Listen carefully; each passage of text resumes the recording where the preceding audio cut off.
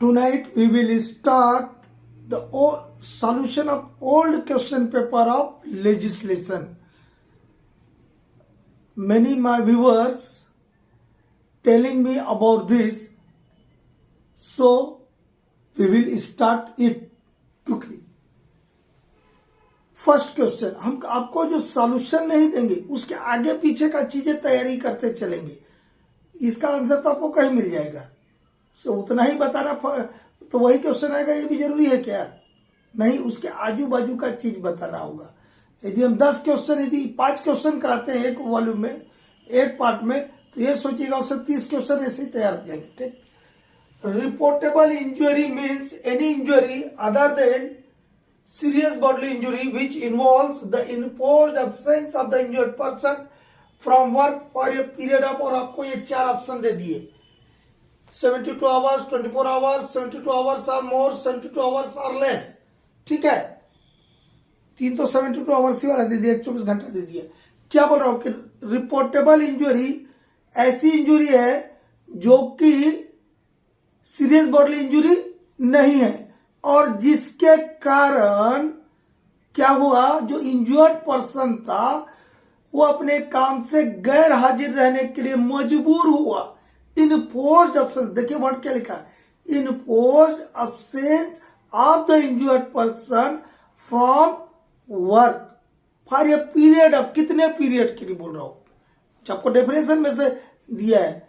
तो क्या सही आंसर है? For a period of 72 hours or more, 72 घंटा या उससे अधिक के लिए कोई आदमी अपने काम से चोट के कारण गैरहाजिर रहने के लिए मजबूर हुआ है, तब उस चोट को, उस इंजुरी को रिपोर्टेबल इंजुरी बोलते हैं. लेकिन यही इसका कहानी खत्म नहीं होगा, इसका रिपोर्ट करना होता है. तो हम यहां लिख के रखे, यहां दिख रहा है क्या लिखा है, फॉर्म. किस फॉर्म में करेंगे इसका रिपोर्ट? इसका रिपोर्ट करेंगे फॉर्म जे में. ये फॉर्म जे कहां मिलेगा आपको? माइंस रूल्स 1955 मिलेगा. ठीक है, किस रूल के अंतर्गत करना है इसको, यह लिखा है, देख लीजिए, ये भी आ सकता है आपको. कब करना है? Once in a quarter, once in a quarter. ठीक है, फॉर्म जे में रिपोर्ट करना है एक क्वार्टर में कम से कम एक बार. ठीक. अंडर रूल, किस माइंस रूल्स के, किस रूल के अंतर्गत करना है? Under rule 76(1) of the mines rules 1955. ठीक है, तो रिपोर्टेबल इंजुरी का डेफिनेशन से तो आपको यहां इतना क्लियर हुआ. इसके अलावा इतना चीज याद रखिएगा कि एक क्वार्टर में कम से कम एक बार फॉर्म जे में माइंस रूल्स के रूल 76 सब रूल 1 के अंतर्गत के अधीन आपको रिपोर्ट करना. लेकिन किनको रिपोर्ट करना है ये भी ना बात है. किसको रिपोर्ट करना है? चीफ इंस्पेक्टर ऑफ माइंस और रीजनल इंस्पेक्टर ऑफ माइंस को. ठीक है, इतना याद रखिएगा. अब बात आता है कि जब रिपोर्टेबल इंजुरी को पूछा तो कोई इंजुरी पूछेगा,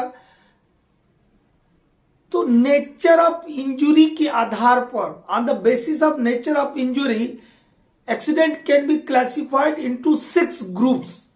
कितने ग्रुप में हम बांटते हैं? 6 ग्रुप में. और वो अलग classification on the basis of place of accident, on the basis of cause of accident. ठीक है, कॉज के आधार पर और प्लेस के आधार पर, वो अलग चीज है. हम यहाँ क्या बता, नेचर ऑफ इंजुरी, किस टाइप का इंजुरी हुआ है, उस आधार पर एक्सीडेंट को हम कैसे क्लासिफाई करते हैं. रिपोर्टेबल इंजुरी जिसका बात हो गया, उसके बाद आता है serious bodily injury, fatal, major accident, disaster, और एक होता माइनर इंजुरी. ठीक है, माइनर इंजुरी. तो रिपोर्टेबल के बाद इसको ले लेते हैं, किसको? सीरियस बॉडली इंजुरी को. इसको साथ में सीरियस इंजुरी भी बोलते हैं. बात देखिए, आप एज ए माइनिंग इंजीनियर, आपको एग्जाम पास करना, ठीक है, ये सब चीज पढ़ लीजिए. ऐसे भी आपको ये मालूम चाहिए कि सीरियस बॉडली इंजरी किसको बोलते हैं. अरे तो कोई आके उल्लू बना के चले जाएगा, बोलेगा कि सीरियस बॉडली इंजरी ना है, तो आपको पता रहेगा जब ना. 4 माइंड सेट में इसका डेफिनेशन में 4 को पॉइंट दिया है. कितना पॉइंट दिया है? 4 को पॉइंट. क्या क्या पॉइंट दिया है, हम यहां लिखे हैं, उसी को बता रहे हैं। क्या बोलता है, अब सुन लीजिए बड़े ध्यानपूर्वक। 4 चीजें, कितना चीज है, 4 चीज। क्या क्या बोलता है, permanent loss of any part or section of ये बॉडी, ये शरीर है ना मेरा, इसका कोई एक्सीडेंट के कारण सीरियस बॉडी इंजरी बता रहे हैं। उसका स्टार्टिंग का जो 2 वर्ड लिखा रहता ना, एक line, means A injury which involve और इन ऑल प्रोटीन इन्वॉल्व, ये लिखा रहेगा ऊपर में, ठीक है। मतलब ये ऐसा इंजुरी है जिसमें ये चीज शामिल होगी। इन्वॉल्व मतलब क्या होता है, शामिल होना। और क्या बोला, इन ऑल प्रोटीन मतलब सारी संभावनाएं शामिल हो सकती है, ये बोलो, ये चीज शामिल होगी। क्या बोलता, नंबर 1 में A, permanent loss of any part or body. Accident हुआ, मेरा हाथ कट के अलग हो गया, तो ये पार्ट है ना जी, पार्ट, या इसको क्या बोलेंगे हम, सेक्शन।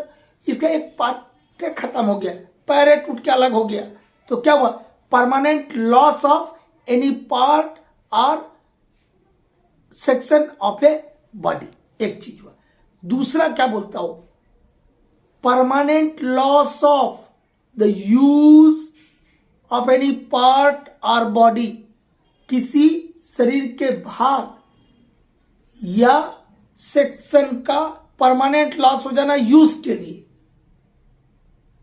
मुंह ही बंद हो गया, मैं बोले नहीं पा रहा हूं, तो मुंह का काम था बोलना, खाना खाना, अब ना ये खुल रहा है ना बंद हो रहा है, ना खुल रहा ना बंद हो रहा हो, तो क्या हो गया, परमानेंट लॉस हो गया, ठीक है।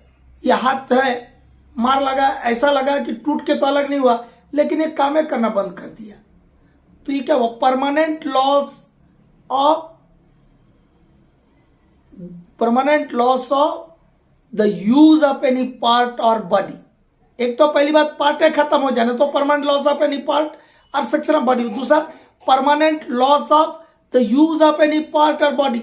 यही चीज को समझने में गलती करता है। ये देखिएगा हम क्या बता रहे हैं, हम ये वर्ड लिखे परमानेंट लॉस ऑफ, और आप लाइन वाइज पढ़ते चले जाते तो कहां किसका मतलब हो समझ, क्या बोल रहे हो, permanent loss of any part or section of body, or यही वर्ड फिर दूसरे सेंटेंस के लिए है, permanent loss of the use of any part or section of body.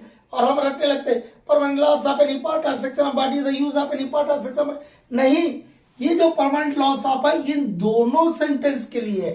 Permanent loss of any part or section of body और permanent loss of the use of any part or section of body, एक खत्म हुआ चीज। B,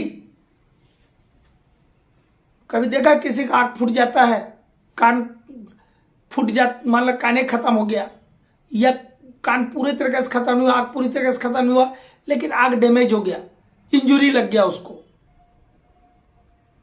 ठीक है, कान में एक मारचोट लगा, मारचोट लग के कान पूरी तरह से खत्म हो गया, तो परमानेंट लॉस हो गया।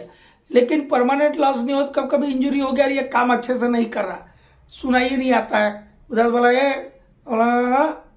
ठीक है, वो हुआ, तो उसके लिए क्या बोलता हूं, देखिए, परमानेंट लॉस ऑफ और इंजुरी टू द साइट और हियरिंग। साइट मतलब आंख, ठीक है, देखने के लिए, हमारी दृष्टि में, हमारी देखने या सुनने में क्या हो गया, परमानेंट लॉस हो गया।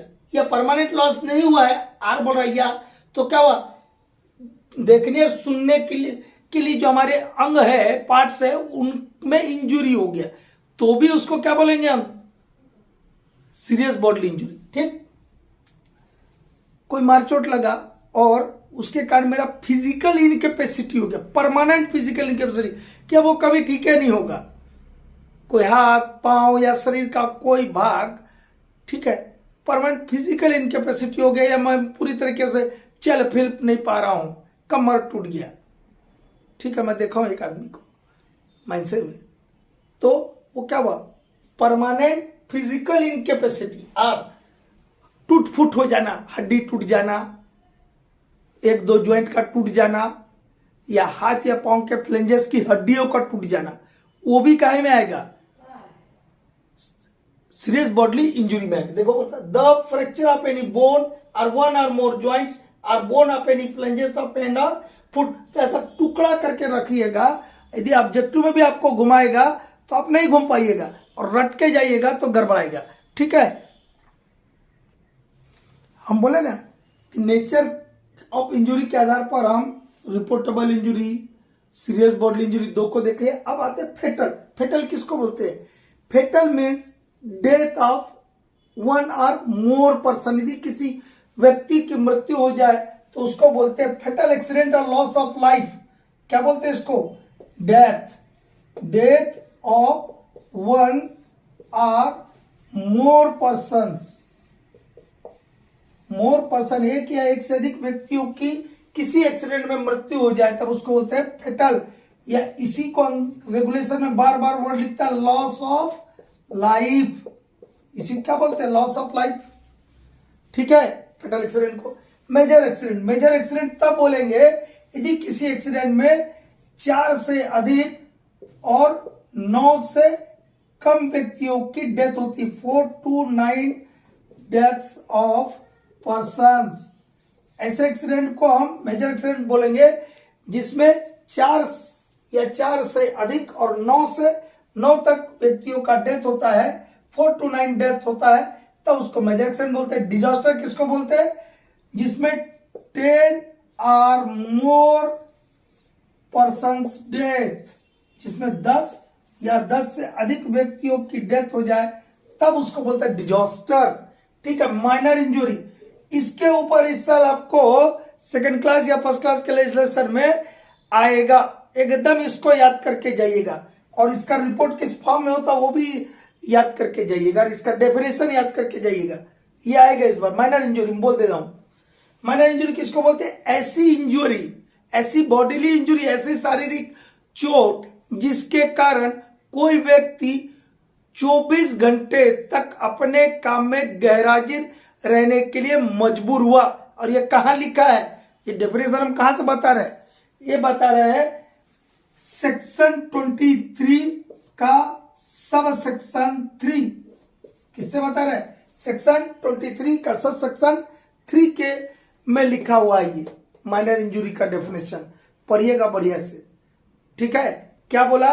ऐसा बॉडीली इंजुरी है। Minor injury means any bodily injury resulting in the enforced absence of the injured person from the work for a period of 24 hours। 24 घंटा तक वो काम से गैरहाजिर रहने के लिए मजबूर हुआ है तब उसको बोलते हैं माइनर इंजुरी। और इसका रिपोर्ट जो है वो फॉर्म के में करते हैं। किसमें करते हैं? फॉर्म के में करते हैं। ठीक है, ये किस रूल के अंतर्गत करते हैं? Under rule 76(2) of the mines rules 1955। ठीक, नेक्स्ट क्वेश्चन लेते हैं। आप सब हो गया ना? नेक्स्ट क्वेश्चन आपको दिया है रिस्क स्कोर रिजर्व, 4 ऑप्शन दिया रहेगा। ठीक है, दिया है, ओल्ड क्वेश्चन पेपर का है। ठीक है, सबसे पहले रिस्क क्या है और हजार्ड क्या है, दोनों में बड़ा कंफ्यूज रहता है लोग। रिस्क अलग चीज है और हजार्ड अलग चीज है। हजार्ड यदि है तो उसमें एनर्जी इन्वॉल्व रहेगा, एक बात ख्याल रखिएगा। हजार्ड है तो उसमें एनर्जी इन्वॉल्व रहेगा, और हजार्ड है तब रिस्क होगा। यदि हजार्ड नहीं है तो रिस्क नहीं होगा। हम दोनों का भी क्लियर कर रहे हैं। ठीक है, तो हजार्ड किसको बोलते हैं? रिस्क बाद में तो ये अपने आप समझ आ जाएगा। यदि हजार्ड और रिस्क समझ लीजिए तो रिस्क स्कोर कैसे कैलकुलेट करते हैं निकल जाएगा, क्योंकि आप लोग रिस्क असेसमेंट और रिस्क मैनेजमेंट पढ़े हैं ना। ठीक है, तो पहले हजार्ड किसको बोलते हैं? ये हैजार्ड, कोई हजार्ड बोलता है, कोई हैजार्ड बोलता है। मैं तो हजार्ड बोलता हूं भैया, आप लोग को जो बोलना है बोलिए। मैक्सिमम लोग हैजार्ड बोलता है और सही भी लगता है, हैजार्ड है, लेकिन मैं बोलता हूं हजार्ड। ठीक है, hazard, what is hazard? Hazard किसको बोलते हैं? पहले एग्जांपल समझ लीजिए तब ना समझ आएगा। फ्लोर वेट फ्लोर है, गीला फ्लोर है, तो क्या हो सकता है? इसका ये है हजार्ड। वेट फ्लोर है, हजार्ड। तो हजार्ड है तो उससे क्या होगा? मैं स्लिप हो सकता हूं, गिर सकता हूं, फॉल हो सकता हूं, स्लिप। ये हजार्ड के इंप्लीकेशंस है, इसके कॉन्सिक्वेंसेस है, उसके दुष्प्रभाव है। बात आती है रिस्क, अभी दोनों का डेफिनेशन नहीं पता, पहले समझ लो। रिस्क क्या है? हजार्ड है तब रिस्क है। तो मैं वहां से गुजर रहा हूं, वेट फ्लोर के ऊपर से, गीला फर्श है उसके ऊपर से गुजर रहा हूं, ठीक है। तो हो सकता है मेरा पैर फिसल जाए, हो सकता है मैं गिर जाऊं, हो सकता है मैं ना गिरूं ना फिसलूं, तीनों संभावनाएं हैं। ये रिस्क है। ये क्या है? रिस्क है। हजार्ड है तो वहां पर रिस्क हम कैलकुलेट करते हैं, रिस्क स्कोर कैलकुलेट करते हैं, रिस्क रेटिंग करते हैं हम कि कितना बड़ा है, कितना छोटा है या मीडियम टाइप का है, ठीक है। तो अब क्या हुआ? हजार्ड है, वेट फ्लोर, एक हम सिंपल सा एग्जांपल लिए ताकि सबको समझ आए। अब हजार्ड है तो मेरा एक्सपोजर कितने टाइम है वहां? क्या मुझे एक ही बार जाना है, आना है, एक ही बार मुझे वहां से पार करना है, या 8 घंटा के ड्यूटी में 20 बार आना जाना है? एक बार रहेगा तो पैर जमा जमा के चले जाऊंगा, लेकिन 20 बार आना जाना है तो एक्सपोजर आपका बढ़ रहा है, तो प्रोबेबिलिटी आपकी क्या हो जाएगी? घटना के घटित होने की संभावना क्या हो जाएगी? बढ़ जाएगी। और बढ़ जाएगी तो उससे कुछ ना कुछ कॉन्सिक्वेंसेस होंगे, कॉन्सिक्वेंस दुष्प्रभाव होंगे, दुष्प्रभाव in the form of injury, in the form of damage, ठीक है। Getting my point? तो हजार्ड क्या है? Any potential source of damage और हार्म और एडवर्स इफेक्ट टू हेल्थ। ऐसा कोई भी पोटेंशियल सोर्स जिससे डैमेज हो सकता है, नुकसान हो सकता है, हानि हो सकता है, या स्वास्थ्य के ऊपर डेट्रीमेंटल इफेक्ट हो सकता है, उसको बोलते हैं हैजार्ड। क्या बोलते हैं उसको? हैजार्ड। जैसे बोल्डर लटका हुआ है ऊपर कास्ट माइंस में, बोल्डर लटका हुआ है, और हैंगिंग बोल्डर है, वो बोल्डर जो लटका हुआ boulder, that is a hazard, that is not risk. Risk किसको बोलेंगे? कि वो बोल्डर गिर भी सकता है और नहीं भी गिर सकता, और गिरेगा तो उसकी कितनी संभावना है, और संभावना गिरने की है तो उससे क्या कॉन्सिक्वेंसेस होंगे, that is known as risk. उसको क्या बोलते हैं? रिस्क। तो हैजार्ड तो क्लियर हुआ, अब आते हैं रिस्क। रिस्क क्या है? Risk is the chance of something happening that will have a detrimental effect।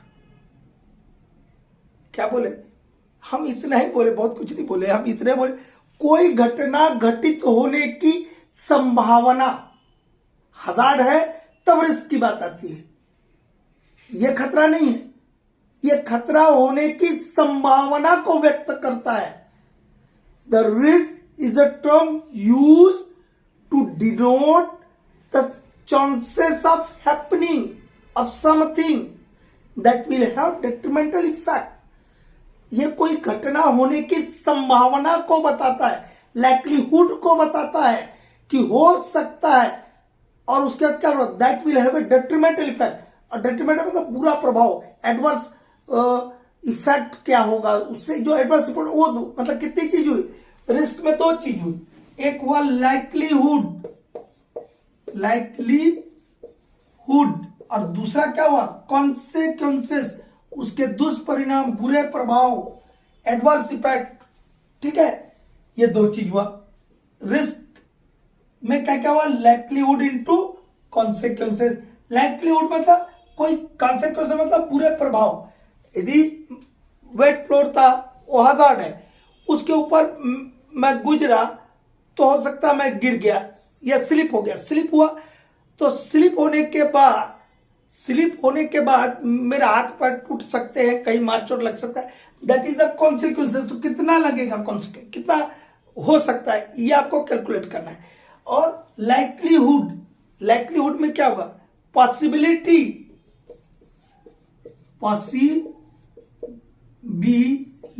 या इसको प्रोबेबिलिटी में बोलते हैं, possibility into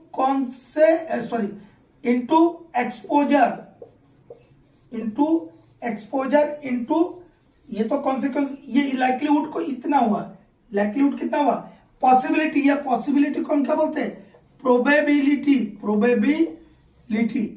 probability into exposure, ये हुआ लाइक्लीहुड, और कॉन्सिक्वेंसेस का कॉन्सिक्वेंसेस, तो ये वाला जो हुआ, this is the risk score. ये क्या हुआ, रिस्क स्कोर। अब यदि मैं ऐसा लिख दूं x into Y into B, और यदि मैं इधर कहीं लिख दूं y into X into B, तो ये सेम बात है कि नहीं। अरे 2 3 जा 6 होता है, 3 2 जा भी क्या होता है 6। अब आपको जो आपके पेपर में दिया था वहां ये कॉन्सिक्वेंसेस को पहले दिया था, इसीलिए मैं इसको समझा रहा था। ठीक है, इसमें आपके इसमें क्या दिया, कॉन्सिक्वेंसेस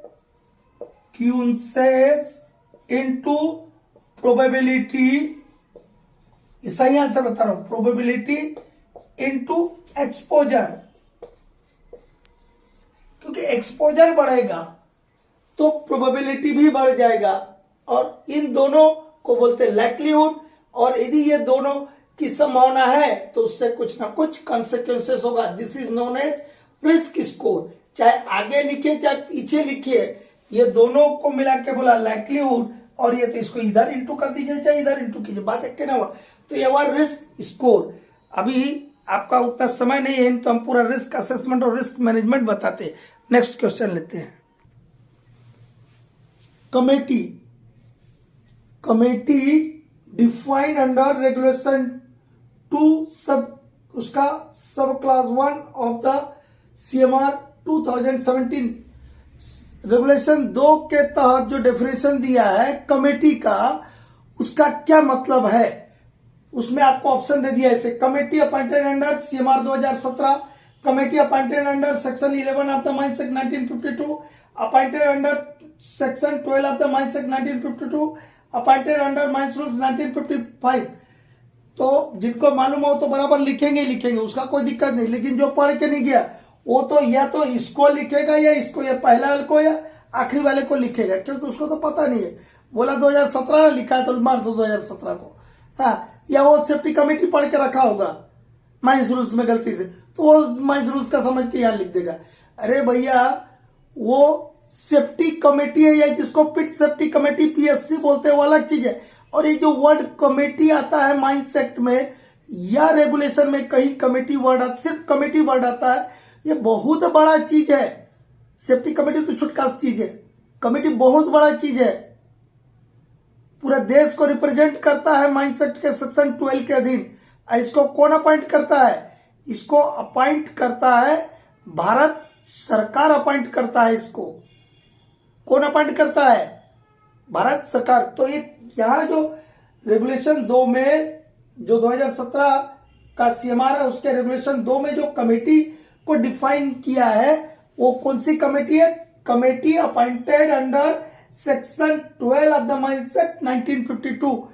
मैं सेक्शन 12, 13, 14 तीनों का वीडियो भेजा हूं, उसके साथ माइंस रूल्स 3 और 4 भी भेजा होगा, क्योंकि उससे जुड़ा हुआ चीज है। अब इसको छोटा सा हम चर्चा कर ले। माइंस एक्ट का सेक्शन 12 में जो कमेटी है उसमें एक चेयरमैन होता है। कौन होता है भैया, चेयरमैन होता है। चेयरमैन कौन होता है, ये government officer, but not chief inspector of mines. ये गवर्नमेंट ऑफिसर हो सकता है but chief inspector of mines नहीं है, ठीक है, चेयरमैन हो गया। दूसरा कौन रहेगा, चीफ इंस्पेक्टर ऑफ माइंस भी इसके मेंबर रहेंगे। थर्ड रहेंगे 2 पर्सन्स, 2 व्यक्ति रहेंगे, 2 persons to represent the interest of miners. One of them must from coal mines. 2 miners के हितों के, खनिकों के हितों की रक्षा करने के लिए 2 व्यक्ति रहेंगे। इसमें कौन रहते हैं, जनरली नेता लोग रहते हैं, तो ट्रेड यूनियंस के लीडर्स रहते हैं। तो उनमें से एक कोल माइंस का होगा, मतलब दूसरा हो सकता है, दूसरा मतलब मेटल माइंस करेगा, सीधी सी बात, ठीक है। थर्ड, फोर्थ 2 पर्सन्स, 2 व्यक्ति रहेंगे to represent the interest of owners. One of them shall be from coal mines, ठीक है। 2 मालिकों के हितों की रक्षा के लिए ये भी मालिकों के जो एसोसिएशन होंगे उनके लीडर्स होंगे, रहेंगे। उनमें से एक जो रहेगा कोल माइंस करेगा, एक मेटल माइंस करेगा, ये बात हुआ। और कौन रहेगा, 2 qualified mining engineers, 2 qualified mining engineers not directly employed in the mining industry.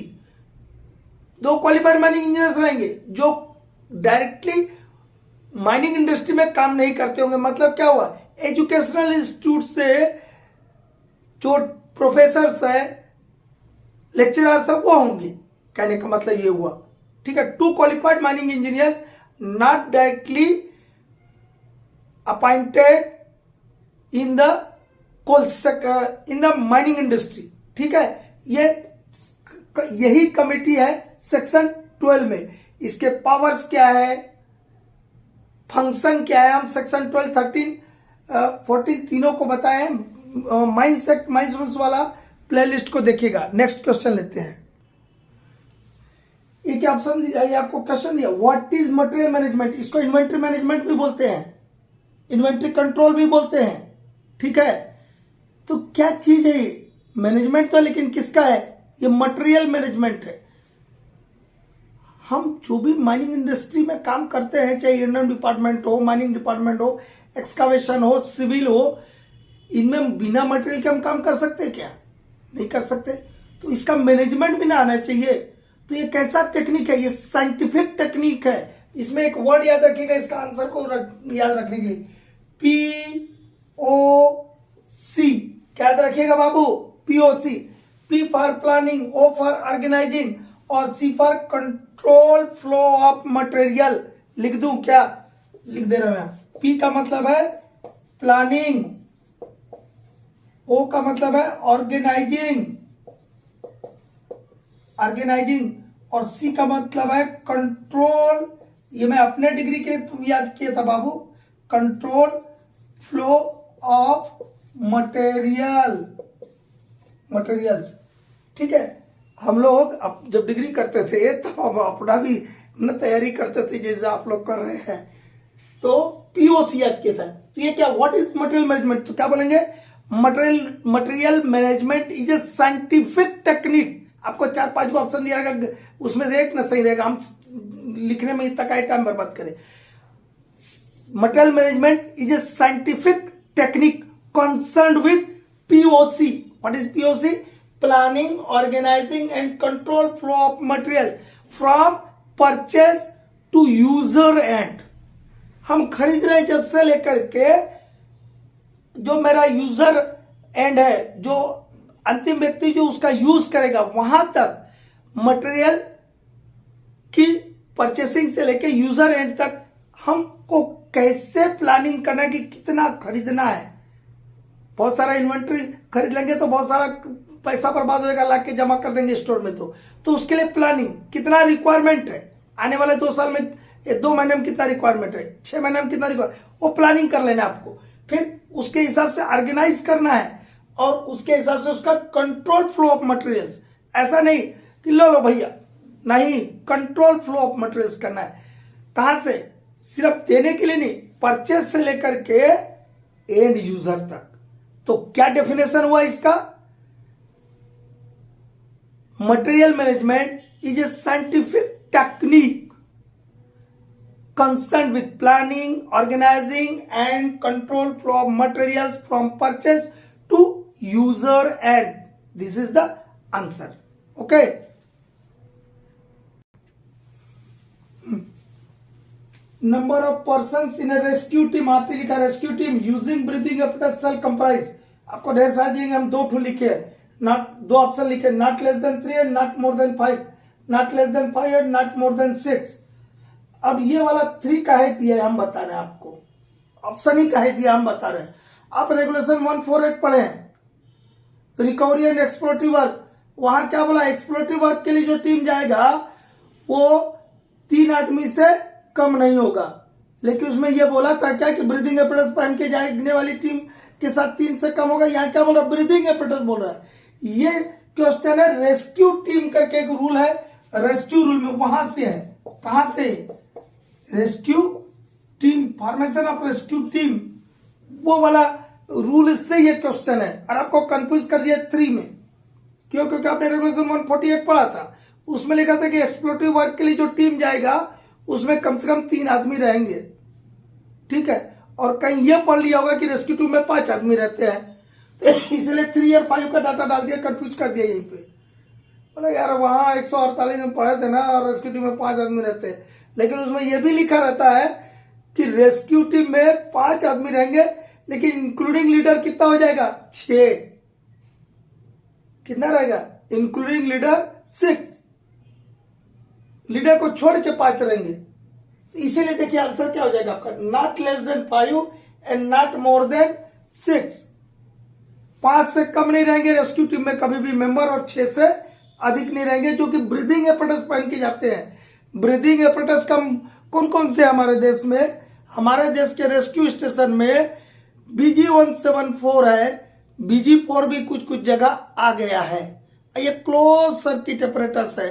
कभी रेगुलर स्टूडेंट को जब हम रेस्क्यू वाला चैप्टर पढ़ाएंगे तो बताएंगे, जब तक तो आप लोग का 12 दिसंबर के बाद तो आप लोग ये चैनल की तरफ पे नहीं आएंगे, फर्स्ट क्लास वाले, सेकंड क्लास वाले, ठीक है ना, लेकिन उस समय हम बताएंगे, ठीक है। देखिए सिमटॉर्स स्टैंड फॉर, इसका फुल फॉर्म पूछ रहा है, कुछ नहीं पूछ रहा है। जैसे हमारे देश में डीजेमएस होता है ना, वैसे ये सिमटॉर्स है, ठीक है। इसको अलग अलग तोड़ दी, जैसे SIM को सिम कर दिया, टा और RS। सिम का मतलब है सेफ्टी इन माइंस। ये सिम का मतलब क्या है? द सेफ्टी इन माइंस और safety in mines. Safety in, S से सेफ्टी, I से इन और M से mines, safety in mines. T का मतलब है टेस्टिंग, और A का मतलब है एंड, ठीक है। और RS का मतलब है रिसर्च स्टेशन, रिसर्च स्टेशन, ठीक है। कहीं गलती होगा, SIMTARS, sim for safety in mines, टा testing and, RS research station. What is the SIMTARS? Safety in mines, testing and research station. Okay, next question. एक क्वेश्चन है की personnel at the time of emergency includes. की man, की person, की personnel एक ही बात है। की पर्सोनेल में कौन कौन शामिल होंगे बोल रहे हैं आप लोग को, तो अभी ऑब्जेक्टिव नहीं आ रहा। हम लोग के टाइम पे लंबा लंबा लिखना पड़ता था इमरजेंसी ऑर्गेनाइजेशन, या जिसको इमरजेंसी प्लान बोलते थे। उसमें भी कई को कंफ्यूजन हो जाता था कि कई बार इमरजेंसी ऑर्गेनाइजेशन बोलता है, कभी इमरजेंसी प्लान बोलता है, दोनों एक के बात है, ठीक है। तो वहां पे कुछ की पर्सन दिए रहते थे कि यदि कोई ने कोई खतरा देखा, जैसे इनंडेशन हो गया, फायर हो गया, तो जिसने देखा वो क्या करेगा? अपने सुपरवाइजर को या अधिकारी को खबर करेगा, ठीक है। यदि कोई भी नहीं है वहां पर, तो यदि एक से अधिक आदमी है तो एक आदमी को वो अपना हट जाएगा वहां से, एक आदमी को कहां भेजेगा? अटेंडेंस क्लर्क के पास भेजेगा। और यदि सुपरवाइजर या अधिकारी है तो अटेंडेंस क्लर्क को खबर करेंगे, और अटेंडेंस क्लर्क जो है मैनेजर को, डॉक्टर को इधर उधर खबर करेंगे। और मैनेजर जो है रूल 24 माइस रेस्क्यू रूल का रूल 24 के अनुसार जो इमरजेंसी में ड्यूटी में किसको किसको खबर करना, कभी हम चर्चा करेंगे, अभी वीडियो का लंबाई बढ़ रहा है, तो वहां खबर कर देगा। रेस्क्यू स्टेशन मैनेजर किसको किसको करेगा, सुन लीजिए। रेस्क्यू स्टेशन को, रेस्क्यू रूम को, मेडिकल सर्विसेज को, ठीक है, एम्बुलेंस सर्विसेज को, माइंस के रेस्क्यू 10 पर्सन को, अगल बगल माइन के जो मैनेजमेंट है उसको रेस्क्यू 10 पर्सन की सर्विस अवेलेबल कराने के लिए निवेदन करेंगे, ठीक है। ये मोटा मोटी बता दिया। तो अटेंडेंस क्लर्क का बहुत बड़ा रोल है। हमारे जितने भी HODs है, कैंटीन मैनेजर्स, खाने पीने की व्यवस्था रहेगा जब ना रेस्क्यू रिकवरी वर्क होगा। तो attendance clerk, all HOD, canteen manager, all rescue 10 person, all these are the key personnel in the case of emergency. Emergency में जो जो आदमी हेल्पफुल है वो सब आदमी की पर्सोनेल में आएंगे। आपके mining sardar, overman, fitter, electrician, engineers, assistant managers, surveyor, canteen managers, attendance clerk, these are the key person और की मैन और key personnel of the mine in case of emergency. Okay.